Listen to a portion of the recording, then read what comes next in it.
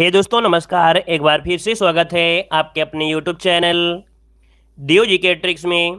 तो दोस्तों हम यहाँ पर डेली की तरह यहाँ पर हिंदी का फुल टेस्ट यहाँ पर सॉल्व करेंगे, जो कि यहाँ पर देख सकते हैं डेली यहाँ पर 50 क्वेश्चन आपके होते हैं, जो कि एक प्रैक्टिस सेट होता है।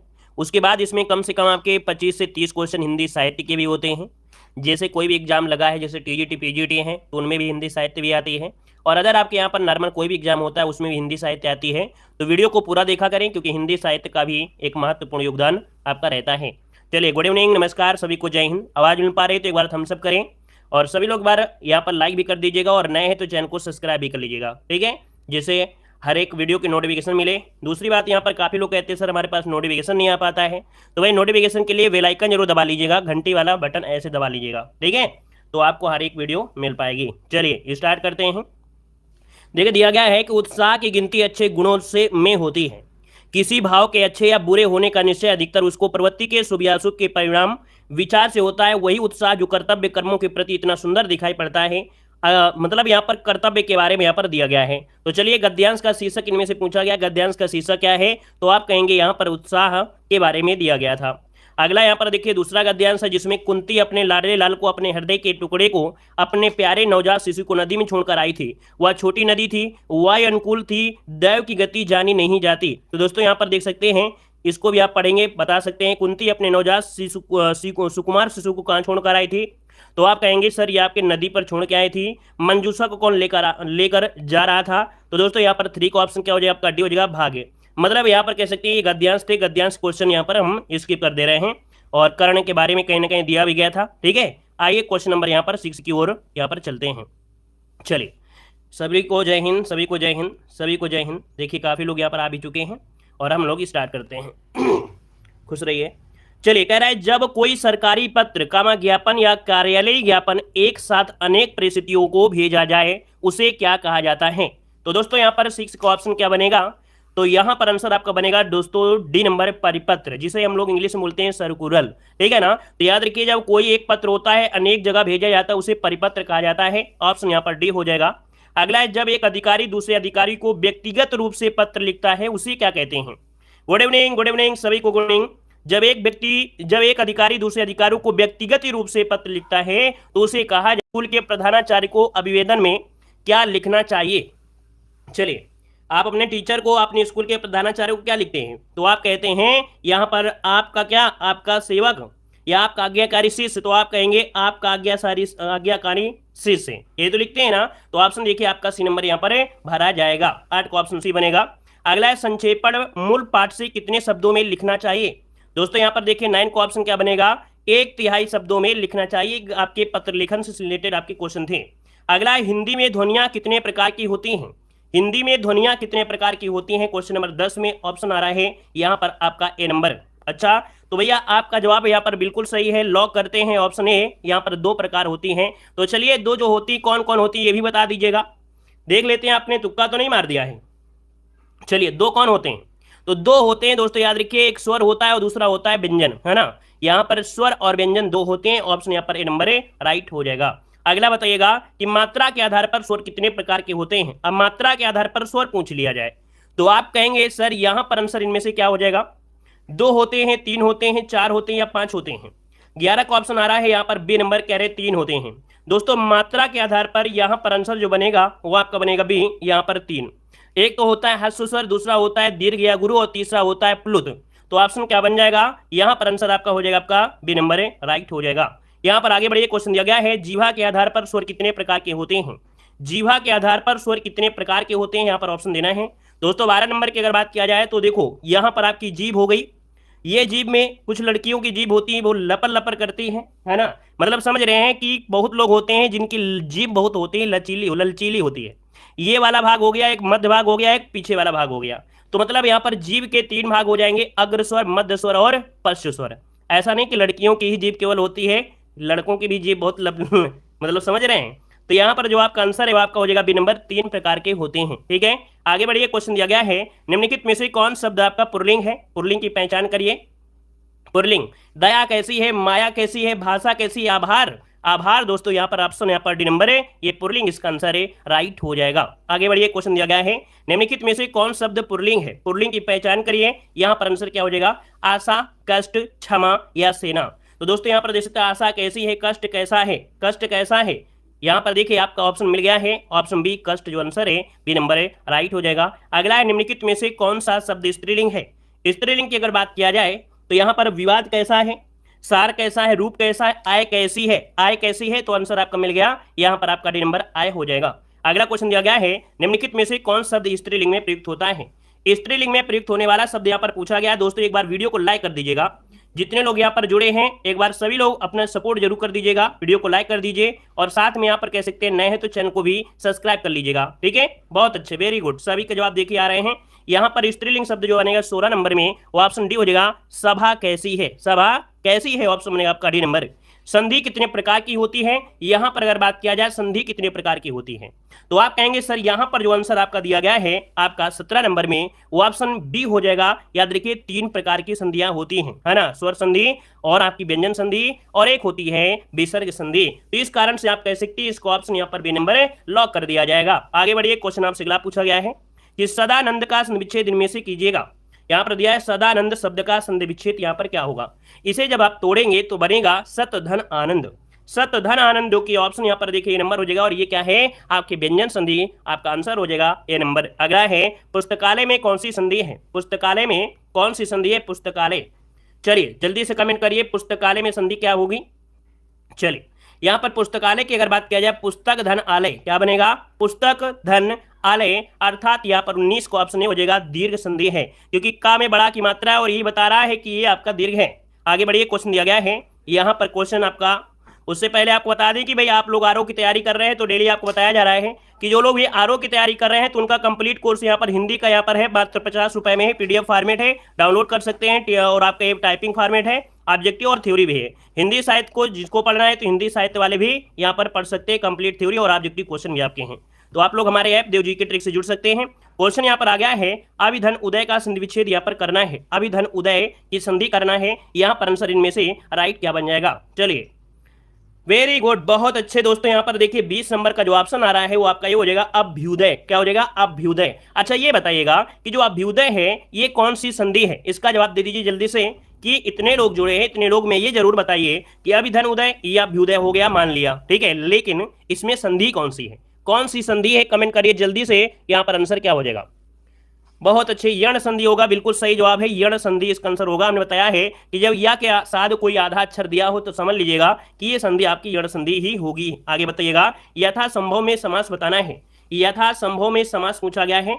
तो दोस्तों यहाँ पर देखिए 21 नंबर में यथा क्या है, एक उपसर्ग है, और जब भी कभी उपसर्ग लग जाए किसी भी शब्द में और समास पूछ लिया जाए तो याद रखिएगा वहां पर अव्ययी भाव समास होता है, क्योंकि यहाँ पर यथा जो आपका है कहीं ना कहीं यही इसका क्या है, मूल शब्द आपका है, मूल आपका यही पर फोकस किया गया है, इस कारण से अव्ययी भाव समास हो जाएगा। ठीक है, आगे बढ़िए, क्वेश्चन दिया गया है परमेश्वर में कौन सा समास है, परमेश्वर में कौन सा समास है। चलिए यहाँ पर परमेश्वर में है ना, तो यहाँ पर परम है जो ईश्वर, ऐसे कह सकते हैं परमेश्वर, मतलब यहाँ पर देखा जाए ये आपका कर्मधारय समास बनेगा, यहाँ पर आंसर बी नंबर राइट हो जाएगा। आगे बढ़िए, कह रहा है अध्यक्ष में कौन सा उपसर्ग दिया गया है, अध्यक्ष में कौन सा उपसर्ग है, अध्यक्ष में उपसर्ग पूछा गया है, तो आप कहेंगे इसे तोड़िए सबसे पहले, और इसे यार आप तोड़ते हैं तो अधि इसका क्या निकलेगा, उपसर्ग निकलेगा, और अध्यक्ष मतलब अधि जो आपका अच्छे, तो इसका मतलब ऑप्शन नंबर हो जाएगा अधि, इसका उपसर्ग राइट हो जाएगा। ठीक है, आगे बढ़िए, कह रहा है संग्राम में उपसर्ग बताइएगा कि संग्राम में उपसर्ग कौन सा बनेगा। चलिए संग्राम सम बन जाएगा, ऑप्शन बी हो जाएगा सम, जो आपका है ये क्या है, इसका उपसर्ग है, इसका ऑप्शन यहाँ पर बी नंबर है राइट हो जाएगा। अगला सावधानी में कौन सा प्रत्यय है, सावधानी में प्रत्यय पूछा गया है, और सावधानी की अगर बात किया जाए तो जवाब यहाँ पर बिल्कुल सही है दोस्तों 25 नंबर में। सभी लोग भाई जवाब दीजिए, फटाफट जवाब दीजिए, जैसे ही क्वेश्चन यहाँ पर आपके सामने आए आप तुरंत उसका जवाब दीजिए, हमें भी पता चले कि नहीं आप लोगों के अंदर भी एक कह सकते हैं कि एक जिज्ञासा और एक आपके अंदर एक जुनून है जो आप लोग डेली तैयारी करते हैं। सावधानी में आपका जवाब आ गया है आनी, है ना। अच्छा चलिए, आप लोग आनी कह रहे हैं, मान लेते हैं आनी है, ठीक है, मान लेते हैं 1 मिनट के लिए आनी आपने बोल दिया, ठीक है मान लो। लेकिन अगर आपसे पूछा जाए, है ना, आपकी अगर बात पूछा जाए कि इसमें निकालिए पहले सावधान, है ना, सावधान शब्द एक शुद्ध शब्द होता है कि नहीं होता है, होता है। अब यहाँ पर देखिए बड़ी की मात्रा बच रही है कि नहीं बच रही है, और बड़ी की मात्रा बच रही है, इसका मतलब ये तो आपका सी हो जाएगा ना। तो यहाँ पर आनी थोड़ा बनेगा, क्योंकि यहाँ पर एक मूल शब्द ऐसा सुंदर शब्द निकलना चाहिए जिसका अर्थ होता है, और सुंदर सा शब्द निकल गया सावधान, एक्स्ट्रा बचा है बड़ी ई, और यही इसका आंसर हो गया। ठीक है, आगे बढ़िए। क्वेश्चन दिया है जिंदगी में कौन सा प्रत्यय है, जिंदगी में कौन सा प्रत्यय है। चलिए 26 नंबर, अच्छा क्वेश्चन, लाजवाब क्वेश्चन। यहाँ पर जो आपका आंसर इनमें से राइट क्या हो जाएगा, जिंदगी में जो आपका है दोस्तों, यहाँ पर भी क्या बनेगा, ये क्वेश्चन थोड़ा अपवाद में रहता है, ये क्वेश्चन अपवाद में रहता है। यहाँ पर याद देखिए, जैसे जिंद निकाल लोगे है ना, जिंद निकाल दोगे तो गीस का निकल के आएगा, और जिंदा का शब्द निकालोगे तो बड़ी क्या आएगा, है ना। लेकिन कहीं कहीं आपका दगी शब्द तो नहीं बन सकता है, बन सकता है, बन सकता है दोस्तों। जिन एक शब्द होता है, जिन क्या होता है, जिन, तो इसका मतलब दगी इसका क्या हो गया, आपका प्रत्यय हो गया, क्या हो गया, प्रत्यय हो गया। तो इस वाले क्वेश्चन में कई जगह दोस्तों क्या किया गया है, इसमें यहाँ पर दगी शब्द निकाला गया है और कहीं पर ए भी निकाला गया है, वैसे क्वेश्चन अपवाद में रहा है। ठीक है, तो इसका आंसर जो 26 वाले में बनेगा वो कौन सा बन सकता है, ज्यादा से ज्यादा यहाँ पर जिंद कर दीजिएगा तो आपका आंसर ए नंबर हो जाएगा। वैसे ही अपवाद में क्वेश्चन कई जगह है। ठीक है, आगे बढ़िएगा। निम्नलिखित में से कौन शब्द आपका तत्सम है, तत्सम शब्द की पहचान करें। तत्सम की पहचान करते हैं तो यहाँ पर देखिए, जहां भी कभी शब्द में क्या लग जाता है, रा लग जाता है। ये रा कैसा हो सकता है, किसी भी शब्द में ऐसे लग सकता है जैसे ये लगा है, या तो ऊपर लग सकता है, या तो कृष्ण वाला नीचे भी लग सकता है। तो जहां भी ऐसा मिल जाए मतलब ऑप्शन यहाँ पर ए नंबर इसका राइट हो जाएगा। आगे बढ़िए, क्वेश्चन दिया गया है निम्नलिखित में से कौन शब्द तत्सम नहीं है, कौन शब्द तत्सम नहीं है 28 नंबर में। चलिए देखो यहाँ पर दिया है वचन, है ना, हुआ शब्द है, सा शब्द आपका सलाका भी है, तिक्त दिया गया है, लेकिन चार जो आपका दिया है ये आपका तत्सम नहीं है, तद्भव है, क्योंकि यहाँ पर इसका जो दिया गया है चार, इसका जो तत्सम होता है चतुर्थ होता है, क्या चतुर्थ होता है, याद रखिएगा। ठीक है, आगे बढ़िए। क्वेश्चन दिया गया है निम्नलिखित में से कौन शब्द विदेशज है, अर्थात विदेशी भाषा से लिया गया शब्द आपका है रिक्शा, जूता, तेंदुआ और नाव। यहाँ पर देख सकते हैं ऑप्शन आ रहा है ए नंबर रिक्शा। चलिए मान लेते हैं रिक्शा आपका जो है वो विदेश भाषा से लिया गया है। ये बताइए विदेश भाषा में कहाँ से लिया गया है, ये विदेश की कौन सी भाषा से लिया गया है, ये भी आपको पता होना चाहिए, क्वेश्चन बहुत बार पूछा गया है।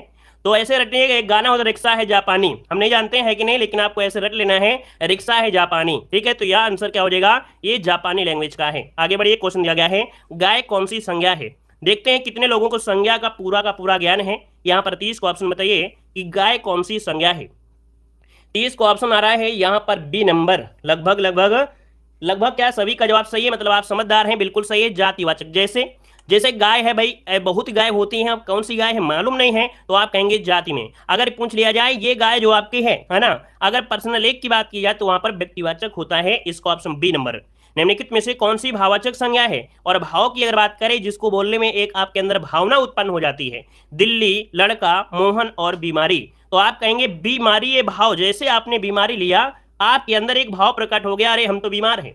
आपने बीमारी शब्द में देखा होगा, कोई चीज आपको बताई जा रही हो आयुर्वेद में, तो आपसे कहेंगे कि आपको जुकाम हो रही है, हंफी आ रही है, तो कहोगे आ रही है तो हमारे ऊपर भी आ रही है, हल्का हल्का भाव अंदर प्रतीत होता है। तो ऑप्शन यहाँ पर डी हो जाएगा। अगला, हिंदी में कुल कितने सर्वनाम होते हैं। देखिए कुल कितने सर्वनाम होते हैं यहाँ पर 32 नंबर में। 32 को ऑप्शन देखिए, आपका जो आंसर है यहाँ पर 11 कह रहे हैं, 11 होते हैं। अच्छा 11 नंबर जो किया है बिल्कुल सही जवाब इसका आंसर है, राइट हो जो 11 होते हैं। ये कौन कौन होते हैं नोट कर लीजिएगा जो लोग नए हैं। जैसे एक शब्द होता है जो, है ना, जो होता है, जैसे क्या होता है सो होता है, जैसे क्या होता है तो होता है, मैं होता है, आप होता है, यह, वह, क्या, कौन, कुछ, कोई, ये शब्द जो होते हैं ये आपके 11 सर्वनाम होते हैं। आगे बढ़िए, क्वेश्चन दिया गया है सर्वनाम के कुल कितने भेद होते हैं। अब आपसे पूछे भेद तो आप कहेंगे सर भेद भी हमने पढ़ा है, कितने होते हैं, तो आप कहेंगे 6 होते हैं। ये 6 में एक होता है पुरुषवाचक, निश्चयवाचक, फिर होता है निजवाचक, संबंधवाचक, अनिश्चयवाचक और प्रश्नवाचक, ये होते हैं प्रकार, ऑप्शन बी। आगे बढ़िए, क्वेश्चन दिया गया है पर्वती में कौन सा विशेषण है, पर्वती में कौन सा विशेषण है 34 नंबर में। और 34 की अगर बात किया जाए तो जवाब कुछ लोगों ने यहाँ पर दिया है ए नंबर, 34 को ऑप्शन आया है ए नंबर, और कोई है जो इसको बदल सकते हैं इसका आंसर। चलिए ए नंबर ही दे रहे हैं, कह रहे हैं गुणवाचक विशेषण है। दोस्तों ये विशेषण है 100%, क्यों, क्योंकि पर्वत शब्द एक हो गया सिंपल, पर्वत हो गया सिंपल, लेकिन इसको अगर थोड़ा सा एडिटिंग कर दिया जाए, पर्वती कर दिया गया, मतलब इसके गुण में परिवर्तन किया गया है, तो ये विशेषण हो गया है, अर्थात ये गुणवाचक विशेषण, ए नंबर इसका राइट हो जाएगा। अगला, निम्नलिखित में से कौन शब्द विशेषण है। यहाँ पर विशेषण देखिए 35 नंबर में, अभी अभी हमने बताया कि थोड़ा अगर परिवर्तन कर दिया जाए तो समझ लो कि वो विशेषण हो गया। यहाँ पर 35 नंबर का देखिए ऑप्शन आ रहा है आपका बी नंबर। देखो आगरा में कोई तो परिवर्तन नहीं है, ऐसे ही होता है, कुछ शब्द दिया है लिखना, ऐसा तो नहीं है, लेकिन चमक को देखो चमकीला कर दिया है, मतलब इसको थोड़ा सा क्या बन दिया है, बनावटी दे दिया है। जब बनावटी इसका मतलब चमकीला शब्द क्या हो गया, ये विशेषण हो गया। आगे बढ़िएगा कि जो शब्द संज्ञा की विशेषता बताते उन्हें क्या कहते हैं। जो शब्द संज्ञा की विशेषता बता दे, संज्ञा की विशेषता बता दे, मतलब यहां पर क्या हो जाएगा। चलिए 36 नंबर अच्छा क्वेश्चन है। यहां पर 36 को ऑप्शन आया है आपका बी नंबर। यहां पर विशेषण बिल्कुल सही है। जो संज्ञा की विशेषता बताए उसे विशेषण कहते हैं, और जो शब्द संज्ञा के स्थान पर प्रयोग कर दिया जाए, क्या, जो शब्द संज्ञा के स्थान पर प्रयोग किया जाए वो आपका सर्वनाम होता है। तो संज्ञा की विशेषता होता है विशेषण। मान लो अगर क्वेश्चन ये पूछ लिया जाए कि विशेषण की विशेषता अगर बताई जाए तो क्या हो जाएगा। मान लो एक प्रश्न यहां से बना दिया जाए कि विशेषण की विशेषता अगर बताई जाए तो क्या बन जाता है। तो विशेषण की विशेषता बताने वाले शब्दों को प्राविशेषण कहते हैं। क्या, प्राविशेषण कहा जाता है। आगे बढ़िए। राम सो रहा है, इस वाक्य में कौन सी क्रिया है। राम सो रहा है। दोस्तों सोना कोई क्रिया होती है क्या। हम आपसे पूछे कि राम सो रहा है ना, आपसे पूछा गया कि क्या सो रहा है, आपसे क्वेश्चन करते हैं क्या सो रहा है, तो आप बता पाएंगे, नहीं बता पाएंगे, कहेंगे सो रहा है। हम पूछते हैं क्या सो रहा है, नहीं मतलब आया। तो जब किसी का अर्थ ना निकाल पाओ तो समझ लेना कि ये क्रिया क्या है, अकर्मक क्रिया है। क्या, अकर्मक क्रिया है, मतलब इसमें कर्म का कार्य पड़ता ही नहीं है। तो रोना, सोना, हंसना, दौड़ना ये क्या होती हैं, बिना कर्म के ही क्रिया पूरी हो जाती है। ऑप्शन यहाँ पर ए नंबर इसका राइट हो जाएगा। अगला है वह एक सप्ताह बाद आया, इस वाक्य में कौन सा शब्द क्रिया विशेषण है। वह एक सप्ताह बाद आया, इसमें से बताइए कौन सी क्रिया विशेषण है। दोस्तों वीडियो पसंद आ रहा है तो वीडियो को लाइक जरूर करिएगा, अपना सपोर्ट जरूर करिएगा, ठीक है। जितने लोग यहाँ पर जुड़े हैं सभी लोग लाइक शेयर जरूर कर दीजिएगा। दोस्तों यहाँ पर देखा जाए तो आपका आंसर है यहाँ पर 38 नंबर में जो ऑप्शन है वो क्या हो जाएगा, वह एक सप्ताह बाद। वाक्य में कौन शब्द क्रिया विशेषण है। तो दोस्तों आया तो क्रिया है, लेकिन बाद शब्द जो लगा है ये है आपका क्रिया विशेषण। ऑप्शन बनेगा यहाँ पर सी नंबर राइट हो जाएगा, ठीक है। आगे बढ़िए। क्वेश्चन आपसे दिया गया है यार आपसे कि सेनाएं युद्ध क्षेत्र में आगे बढ़ी, इस वाक्य में संबंध शब्द इनमें से बताना है। सेनाएं युद्ध क्षेत्र में आगे बढ़ी, यहाँ पर संबंध क्या बनेगा। तो संबंध की अगर बात करें तो दोस्तों आगे जो बढ़ना है यही क्या है, ये संबंध दर्शा रहा है कि क्षेत्र में, युद्ध के क्षेत्र में आगे बढ़ गई हैं। तो आगे शब्द क्या हो गया, ये संबंध हो गया। ऑप्शन यहाँ पर आपका सी नंबर राइट हो गया। आगे बढ़िए। क्वेश्चन दिया गया है वह आया और मैं गया, वह आया और मैं गया, इस वाक्य में समुच्चय शब्द इनमें से कौन है। जो वाक्यों को जोड़ रहा हो वही समुच्चय होता है। दो उपवाक्यों को या दो वाक्यों को आपस में जो जोड़ दे वो समुच्चय होता है। तो दोस्तों वह आया है ना, मैं गया, तो और क्या हो गया, यही इसका हो गया समुच्चय जो कि जोड़ दिया है। आगे बढ़िए। क्वेश्चन दिया गया है कि हाय अब मैं क्या करूं, इस वाक्य में विस्मय बोधक शब्द इनमें से बताना है। हाय शब्द दिया है, हाय, अब मैं क्या करूं, तो यहां पर आप कहेंगे हाय शब्द जो आपका है ये विस्मयात बोधक शब्द आपका है। ऑप्शन यहां पर नंबर राइट हो जाएगा। आगे बढ़िएगा कि कौन शब्द अनीक का पर्यायवाची है। अनीक का पर्यायवाची दोस्तों बताइएगा, अनीक का पर्यायवाची इनमें से क्या होता है। चलिए 42 को ऑप्शन आ गया है यहां पर आपका बी नंबर, कह रहे हैं बी नंबर सेना का होता है। चलिए हम आपके ऑप्शन को लॉक करते हैं, बिल्कुल सही जवाब आया है, सेना का पर्यायवाची होता है। दोस्तों और भी पर्यायवाची होते, बोलते हैं सैन्य, फौज, वाहिनी, कटक, लश्कर, अनीकी, ये शब्द होते हैं इसी के पर्यायवाची। अगला है कपड़ा का पर्यायवाची शब्द आपको बताना है। कपड़ा का पर्यायवाची यहाँ पर बताइए, कपड़ा का पर्यायवाची इनमें से क्या है। चलिए कपड़ा का पर्यायवाची बताइए। भाई वीडियो में आप लोगों ने लाइक नहीं किया, इतने लोगों में क्या सभी को वीडियो पसंद नहीं आ रहा है, बताइए भाई। इतने लोग जुड़े हैं क्लास में और देख सकते हैं कि इतने लोग, कुछ लोग तो भूल ही गए होंगे वीडियो को लाइक करना। तो भाई आप लोग बताइए कि आप लोगों को वीडियो पसंद नहीं आता है या हमारे पढ़ाने का तरीका आपको नहीं पसंद आता है। कुछ ना कुछ तो रीजन होगा जो आप लोग अपना सपोर्ट नहीं देते, अपना सहयोग नहीं देते हैं।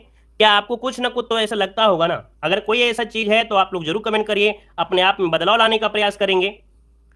सभी लोग यहाँ पर लाइक शेयर जरूर करेंगे दोस्तों, ठीक है। चलिए कपड़ा का पर्यायवाची पूछा है, तो कपड़े की अगर बात कर लिया जाए तो दोस्तों यहाँ पर देखिए चलन तो होगा नहीं, यहाँ पर आपका वसन शब्द इसका जवाब बिल्कुल राइट हो जाएगा। यहाँ पर बजेगा वसन शब्द जो आपका है कपड़ा का पर्यायवाची राइट बनता है। और भी होते हैं जैसे क्या होता है वस्त्र, पट, चीर, ये इसी के पर्यायवाची होंगे। अगले क्वेश्चन की ओर आते हैं। क्वेश्चन दिया गया है आकाश का विलोम शब्द यहाँ पर बताना है। आकाश का विलोम क्या होता है, तो भाई आकाश और आकाश का विलोम हो जाएगा पाताल हो जाएगा। ऑप्शन बी बनेगा। पृथ्वी का विलोम शब्द पूछे तो क्या बताएंगे। पृथ्वी का विलोम अगर पूछता है तो आपका जवाब हो जाएगा आकाश, है ना, पृथ्वी का आकाश हो जाएगा। और यहाँ पर आगे बढ़िए। क्वेश्चन दिया गया है, कह रहा है अभय और उभय शब्द युग्म का सही अर्थ। अभय क्या होता है और उभय क्या होता है। अभय शब्द मतलब क्या होता है, भय, अभय मतलब समझ गए होंगे 46 नंबर में। कि अभय मतलब होता है यहाँ पर निर्भय, अभय जिसको भय ना हो मतलब निर्भय हो गया, उभय मतलब कॉमन, कॉमन मतलब दोनों, तो ऑप्शन यहाँ पर नंबर राइट हो जाएगा। आगे बढ़िएगा, अली और अली शब्द युग्म सही अर्थ क्या है? अली और अली, तो अली शब्द आपने पढ़ा होगा, आज नहीं कभी न कभी तो पढ़ा होगा। अली मतलब होता है भंवरा और अली मतलब होता है सखी, है ना, तो यहाँ पर आंसर क्या हो जाएगा? भंवरा और सखी आंसर राइट हो जाएगा। अगला क्वेश्चन आपसे पूछा गया है, कह रहा है उपसर्ग वह शब्दांश है जो, चलिए यहां पर बताइएगा उपसर्ग वह शब्दांश है जो, तो भैया उपसर्ग वह शब्दांश है, उपसर्ग मतलब कह सकते हैं कि किसी शब्द के आगे जुड़कर उसका रूप परिवर्तन कर दे, है ना, तो आंसर यहां पर सी नंबर राइट हो जाएगा। अगला है कौन शब्द शुद्ध दिया गया है? 46, बताइए, बहुत पढ़े आप लोगों ने ना हिंदी, तो चलिए बताइएगा कि यहां पर 46 कैसे लिखेंगे? 46 होता है या 46 होता है 49 नंबर में? तो दोस्तों आप कहेंगे 46, 46 ये वाला आंसर राइट हो जाएगा, 46 होता है, याद रखिएगा 46। अगला है उज्ज्वलन, उज्ज्वलन कैसे बनेंगे? 50 नंबर की अगर बात करें उज्ज्वलन, दोस्तों उज्ज्वलन की अगर बात करें यहां पर आंसर है राइट क्या हो जाएगा? उज्ज्वलन, ये नहीं बनेगा, उज्ज्वलन नहीं होगा, मतलब ऑप्शन क्या हो जाएगा? ए नंबर राइट हो जाएगा। उज्ज्वल नहीं भाई, ये तो गलत है, ये बी नंबर क्यों लगा रहे हैं? 50 में भी कैसे होगा? ऐसे भी हो सकता है, नहीं होगा ना। वैसे देखा जाए शुद्ध इनमें से कोई नहीं है, लेकिन फिर भी यहाँ पर देखा जाए तो ऑप्शन कहीं ना कहीं ये मैच करेगा, थोड़ा बहुत, थोड़ा बहुत बस। वैसे यहाँ पर देखिए शुद्ध क्या होता है? उ और आधा जा, ये जा, फिर हुआ, इसके बाद क्या होता है? ला, फिर होता है ना, मतलब समझ गए होंगे कि यहाँ पर जो आपका आंसर बनेगा वो कुछ इस प्रकार से यहाँ पर राइट हो जाएगा, ऐसे बोलेंगे, है ना। तो सभी ऑप्शन में से कुछ ना कुछ देखा जाए रॉन्ग है, हद तक देखा जाए तो आप लोग इसमें कर सकते हैं क्योंकि आयोग ने इसको ऐसे मान लिया है, ठीक है। आगे बढ़िए, क्वेश्चन आपसे अगला है कि झरना के रचनाकार इनमें से कौन है? झरना के रचनाकार पूछा गया है, झरना का रचनाकार इनमें से राइट क्या हो जाएगा? क्वेश्चन नंबर यहाँ पर 661 जो कि हिंदी साहित्य के हैं और लाजवाब यहाँ पर सीरीज आपकी चल रही है, झरना बताना है, झरना के रचनाकार इनमें से कौन बनेंगे? चलिए भाई, झरना, आंसू, ये तो आपने पढ़ा होगा ना सभी लोगों ने, तो चलिए क्या हो जाएगा यहाँ पर आंसर? सी नंबर बिल्कुल सही जवाब है दोस्तों, जयशंकर प्रसाद इसका आंसर है, राइट हो जाएगा, जयशंकर प्रसाद हो जाएगा। आगे बढ़िए, क्वेश्चन दिया गया है कि काव्य आत्मा की संकल्पनात्मक अनुभूति है, यह उक्ति किस रचनाकार की है? काव्य आत्मा की संकल्पना मतलब संकल्पनात्मक अनुभूति है, यह उक्ति किस रचनाकार की है? यह है आपके जयशंकर प्रसाद की, ऑप्शन बी नंबर राइट हो जाएगा। और अगला है पुष्टि मार्ग के प्रवर्तक कौन है? पुष्टि मार्ग के प्रवर्तक कौन है? दोस्तों पुष्टि मार्ग के हैं आपके, ये हैं आपके वल्लभाचार्य, इसका जो ऑप्शन है यहाँ पर बी नंबर इसका राइट हो जाएगा, आपका जवाब बी हो जाएगा, वल्लभाचार्य इसका आंसर राइट हो जाएगा।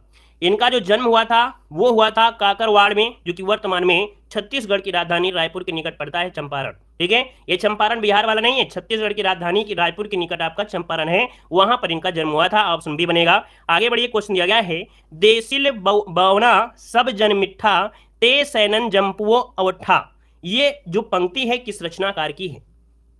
दोस्तों ये है आपकी विद्यापति की है, काफी कठिन है, यहां पर आंसर ये हो जाएगा। और अगला क्वेश्चन दिया गया है आंसू के कवि कौन है? आंसू, तो ये बताइए, आंसू आपने पढ़ा होगा, ये Jaishankar Prasad, option B number हो जाएगा। और ये सभी क्वेश्चन दे सकते हैं कि आपकी यूपीएसआई परीक्षा में 2021 में पूछे जा चुके हैं, तो ये मत सोचना कि नहीं हाँ ये तो हमारे लेवल का नहीं है, ये सब आपके लेवल के हैं, है ना। ये क्वेश्चन आपके जो पूछे गए यूपीएसआई, वो आने वाली परीक्षाओं में यही क्वेश्चन आपके रखे जाते हैं। आगे बढ़िए, क्वेश्चन दिया गया है कि किस कृति के लिए अमरकांत को साहित्य अकादमी पुरस्कार प्राप्त हुआ था? चलिए, किस कृति के लिए अमरकांत को साहित्य अकादमी पुरस्कार प्राप्त हुआ था? ये है दोस्तों, याद रखिएगा, यहां पर आंसर भी हो जाएगा, इन्हीं हथियारों से, इन्हीं हथियारों से के लिए इनको साहित्य अकादमी पुरस्कार दिया गया था 2007 में। कब? 2007 में दिया गया था। अगला है भावों की मुक्ति छंदों की भी मुक्ति चाहती है, यह उक्ति किस रचनाकार की है?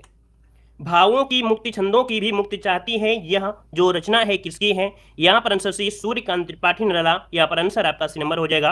और अगला है प्रभु जी तुम चंदन हम पानी, ये किस संत कवि की है? प्रभु जी तुम चंदन हम पानी, यहाँ पर आंसर क्या होगा? तो दोस्तों यहाँ पर हो जाएगा रैदास की है, किसकी है? ये रैदास की पंक्ति है, ऑप्शन आपका डी नंबर हो जाएगा। अगला दिया गया है अनामिका के रचनाकार इनमें से कौन है? बहुत अच्छे, बहुत ही स्पीड बढ़े हैं, आप लोगों के जवाब भी यहाँ पर आ रहे हैं, और जो नहीं आता है तो घबराइएगा नहीं, है ना, रिवीजन जरूर करिएगा। अनामिका के रचनाकार यहाँ पर पूछा गया है और आपका जो आंसर है वो आपका हो जाएगा सूर्यकांत त्रिपाठी निराला, एक काव्य रचना है। आगे बढ़िए, क्वेश्चन दिया गया है अंधा युग इनमें से किस विधा की पुस्तक है? दोस्तों अंधा युग जो कि धर्मवीर भारती की है ना। और ये है क्या, ये गीत नाट्य है। क्या है, ये गीत नाट्य है दोस्तों, याद रखिए, यहाँ पर आंसर डी हो जाएगा। ये आपके धर्मवीर भारती की अंधा युग है। आगे बढ़िए, क्वेश्चन दिया गया है, संदेश रासक के रचयिता कौन है। संदेश रासक के रचयिता पूछा गया है, और यहां पर जो आंसर बनेगा आपका आंसर राइट क्या हो जाएगा, ये दोस्तों है आपके Abdul Rahman. Option B number इसका राइट हो जाएगा, अब्दुल रहमान इसका आंसर है, राइट हो जाएगा, अब्दुल रहमान हो जाएंगे। ठीक है, चलिए आगे बढ़िए। क्वेश्चन आपसे अगला पूछा गया है, कह रहा आपसे इनमें से किस पुस्तक को व्यास सम्मान प्राप्त नहीं हुआ है। इनमें से किस पुस्तक को व्यास सम्मान नहीं प्राप्त हुआ है, यहां पर आंसर क्या बनेगा। दोस्तों यहां पर आंसर की अगर बात किया जाए तो आंसर यहां पर बनेगा आपका ए नंबर, ये है आपका अलमा कबूतरी, है ना। अलमा कबूतरी के लिए व्यास नहीं मिला है, लेकिन कठगुलाब, आलोचना का पक्ष, पहला गिरमिटिया, इनके लिए मिला है, लेकिन अलमा कबूतरी को नहीं मिला है। यहां पर आगे बढ़िए, क्वेश्चन दिया गया है कि भक्ति काल को हिंदी साहित्य का स्वर्ण युग इनमें से किसने कहा है। चलिए भाई, यहां पर आंसर क्या होगा, तो यहां पर आंसर है जॉर्ज गियर्सन। क्या हो जाएगा, जॉर्ज गियर्सन ने स्वर्णकाल, है ना। यहां पर जो आंसर है वो आपका ए नंबर इसका राइट हो जाएगा। अब आपके दिमाग में एक बात आ रहा है, यहां पर स्वर्ण युग दिया है ना। गियर्सन ने स्वर्णकाल कहा है और सुंदरदास ने स्वर्ण युग कहा है, लेकिन ऑप्शन में यहां पर दिया है श्याम सुंदर दास, नहीं है। देखिए, अच्छा दिया गया है। देखिए इस क्वेश्चन में कुछ विवाद है, यहाँ पर समझिएगा कि विवाद है क्या, क्योंकि इस क्वेश्चन में देखो यार स्पष्टीकरण में दिया है, इस प्रश्न का सही उत्तर जॉर्ज गियर्सन होगा, जबकि उत्तर प्रदेश पुलिस भर्ती पदोन्नत बोर्ड ने इस प्रश्न का उत्तर श्याम सुंदर दास को माना है। ये प्रश्न के अकॉर्डिंग है दोस्तों, लेकिन आपको शुद्ध बताएं तो जॉर्ज गियर्सन ने स्वर्णकाल कहा था और श्याम सुंदर दास ने स्वर्ण युग कहा था। आचार्य रामचंद्र शुक्ल ने भक्ति काल कहा था और हजारी प्रसाद द्विवेदी ने लोक जागरण कहा था। तो चारों चीज आपको यहाँ पर हमने बता दिया है कि जॉर्ज गियर्सन ने स्वर्ण काल, श्याम सुंदर दास ने स्वर्ण युग, आचार्य रामचंद्र शुक्ल ने भक्ति काल, हजारी प्रसाद द्विवेदी ने लोक जागरण कहा है। इस प्रकार से है। तो दोस्तों वैसे हमारे हिसाब से इसका आंसर जो आपका है यहाँ पर क्या दिया गया है, स्वर्ण युग दिया है, और स्वर्ण युग आपके श्याम सुंदर दास होगा। यहाँ पर आंसर बिल्कुल सही है दोस्तों। यहाँ पर आंसर आपको डी देना है ना। क्वेश्चन विवाद में होते हैं तो होने दीजिएगा, लेकिन जो शुद्ध है तो उसी को हमको यहाँ पर पढ़ना है। ठीक है, चलिए आगे बढ़िए। क्वेश्चन आपसे अगला पूछा गया है, कह रहे रंग बरसे भीगे चुनर वाली रंग बरसे गीत के रचनाकार इनमें से कौन है। चलिए यहाँ पर जो आंसर है वो आपका राइट इनमें से क्या बन जाएगा, रंग बरसे भीगे चुनर वाली रंग बरसे, है ना। ये गीत के रचनाकार इनमें से कौन है, ये किसने रचा है। यहाँ पर आंसर जो आपका बनेगा वो राइट क्या हो जाएगा दोस्तों, यहाँ पर नोट करिएगा, हरिवंश राय बच्चन। क्या हो जाएगा, हरिवंश राय बच्चन इसका जो ऑप्शन है यहाँ पर नंबर राइट हो जाएगा। और आगे बढ़िए, क्वेश्चन दिया गया है, इनमें से सरस्वती पत्रिका के संपादक इनमें से कौन है। चलिए यहाँ पर क्या हो जाएगा कि इनमें से सरस्वती पत्रिका के संपादक इनमें से कौन है, तो आप कहेंगे Mahavir Prasad Dwivedi. Option B number right हो जाएगा। अगला क्वेश्चन है कि ज्ञान राशि के संचय कोष का नाम साहित्य है, यह कथन किसका है। ज्ञान राशि के संचय कोष का नाम साहित्य है, यह कथन किसका है। दोस्तों आपका जवाब हो जाएगा महावीर प्रसाद द्विवेदी। ऑप्शन यहाँ पर डी नंबर राइट हो जाएगा। ठीक है, आगे बढ़िए। क्वेश्चन आपसे अगला पूछा गया है, क्या पूछा गया है, कह रहा है कि कबीर के आलोचक पुस्तक के लेखक इनमें से कौन है। कबीर के आलोचक पुस्तक के लेखक इनमें से कौन है, तो ये है आपके डॉक्टर धर्मवीर है। कौन है, डॉक्टर धर्मवीर। ऑप्शन सी बनेगा।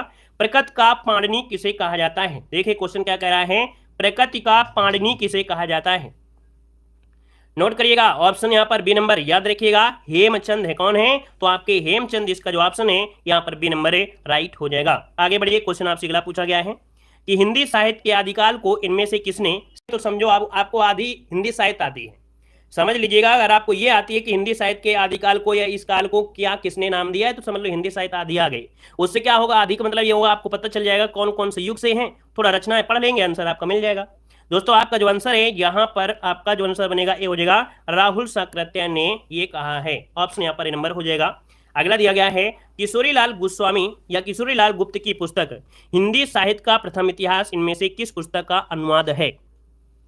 यहाँ पर याद रखिए ऑप्शन सी हो जाएगा the modern vernacular literature of Hindustan. याद रखिए यहाँ पर आंसर आपका सी नंबर है राइट हो जाएगा। हिंदी साहित्य का प्रथम इतिहास, इसका अनुवाद जो है किसका है, तो the modern vernacular literature of Hindustan का ये अनुवाद है। आगे बढ़िए। क्वेश्चन दिया गया है कि चांद का मुंह टेढ़ा है किस कवि की रचना है। चांद का मुंह टेढ़ा इसमें किस कवि की रचना है। यहाँ पर आंसर इनमें से राइट क्या हो जाएगा भाई। चलिए यहाँ पर जो आंसर है आपका ऑप्शन बी हो जाएगा मुक्तिबोध की है। किसकी है, मुक्तिबोध। ऑप्शन यहाँ पर बी नंबर राइट हो जाएगा, गजानन माधव मुक्तिबोध। ठीक है, इस कहानी में या आलोचना में उन्होंने युग बदल के बारे में यहाँ पर दिया है। अगला दिया गया है नई समीक्षा शब्द का सर्वप्रथम प्रयोग किस विद्वान ने किया था। नई समीक्षा शब्द का सर्वप्रथम जो प्रयोग किया था वो किस विद्वान ने किया था। दोस्तों याद रखिएगा इनका नाम है स्पनगार्न। इसका आंसर आपका बी नंबर है, राइट हो जाएगा। अगला क्वेश्चन आपसे यहाँ पर दिया गया है इनमें से कौन सा उपन्यास अमीर खुसरो के जीवन पर केंद्रित है। दोस्तों अमीर खुसरो के जीवन पर केंद्रित ये है आईना साज। क्या है? आईना साज जो आपका दिया है ये अमीर खुसरो के जीवन पर केंद्रित है।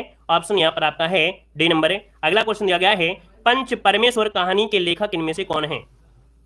पंच परमेश्वर कहानी के लेखक इनमें से पूछा गया है। दोस्तों ऑप्शन सी हो जाएगा आपका प्रेमचंद, आंसर है, राइट हो जाएगा। और आगे बढ़िए क्वेश्चन दिया गया है छोड़ो मत यह सुख का कण यह उक्ति किस रचनाकार की है।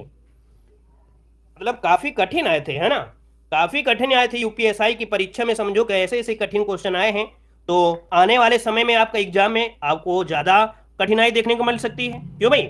अगर आप लोग ऐसी मतलब छोटी मोटी तैयारी करेंगे तो दिक्कत होगी। यूपीएसआई में ऐसे ही क्वेश्चन पूछे गए मतलब आने वाले समय में आपका जो लेवल होगा वो और बढ़ जाएगा, है ना। और यूपीएसआई में हिंदी का जो हिंदी होती है जबरदस्त पूछी जाती है, लाजवाब पूछी जाती है, हाई लेवल की होती है।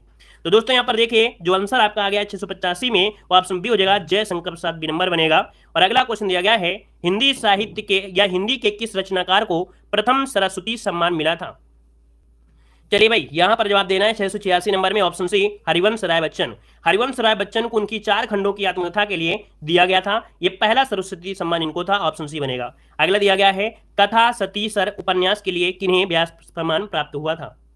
कथा सतीसर उपन्यास के लिए किन्हें व्यास सम्मान प्राप्त हुआ। यहाँ पर आंसर आपका हो जाएगा डी नंबर चंद्रकांता। ठीक है, किन्हें? तो आपके इनके उपन्यास के लिए चंद्रकांता जो ऑप्शन है यहाँ पर डी हो जाएगा। अगला दिया गया है आत्मने पद के रचनाकार इनमें से कौन है। आत्मने पद के रचनाकार यहाँ पर है, ऑप्शन यहाँ पर क्या हो जाएगा, सी नंबर है, अज्ञे जी हैं, अज्ञे। अगला क्वेश्चन दिया गया है कि समकालीन भारतीय साहित्य पत्रिका के प्रकाशक इनमें से कौन है। समकालीन भारतीय साहित्य पत्रिका के प्रकाशक पूछा गया है। तो यहाँ पर आंसर आपका हो जाएगा साहित्य अकादमी, इसका आंसर राइट हो जाएगा, साहित्य अकादमी बन जाएगा। यहाँ पर आगे बढ़िए क्वेश्चन आपसे अगला पूछा गया है कि कैलाश वाजपेयी द्वारा कृत हवा में हस्ताक्षर के लिए कौन सा पुरस्कार प्राप्त हुआ था। दोस्तों यहाँ पर आंसर आपका हो जाएगा साहित्य अकादमी पुरस्कार, ऑप्शन ए नंबर राइट हो जाएगा। और आगे बढ़ते हैं, क्वेश्चन आपसे दिया गया है ABDC के रचनाकार इनमें से कौन है। ABDC के रचनाकार इनमें से कौन है, यहाँ पर आंसर देना है। तो दोस्तों यहाँ पर जो आंसर है वो आपका जवाब हो जाएगा रविंद्र कालिया। क्या है? रविंद्र कालिया इसके रचनाकार हैं। यहाँ पर जो आंसर आपका है वो आपका ए नंबर इसका राइट हो जाएगा, ए नंबर बन जाएगा। और यहाँ पर जो लास्ट के 10 क्वेश्चन थे काफी कठिन थे, बहुत अच्छे। हाँ, तो क्लास भी खत्म होती है उससे पहले आपको बता दे भाई कि देखिए हिंदी साहित्य का एक बहुत आपके आने वाले समय में बहुत ही अच्छा योगदान होगा।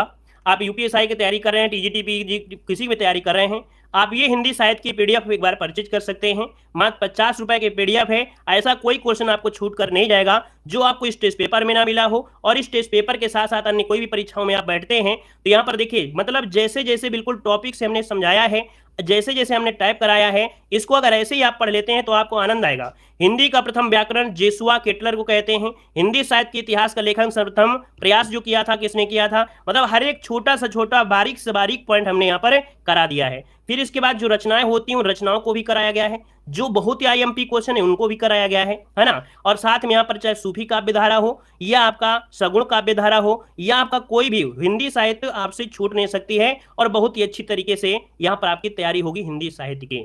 तो आप लोग हमारे ऐप से जुड़ सकते हैं। ऐप का नाम है देव जीके ट्रिक ऐप है। और देव जीके ट्रिक ऐप में मात्र 50 रुपए में हिंदी साहित्य की इतनी बड़ी पीडीएफ है, इतनी बड़ी पीडीएफ है कि आपको सबसे पहले 700 से ज्यादा क्वेश्चन आपके ऑब्जेक्टिव मिलेंगे।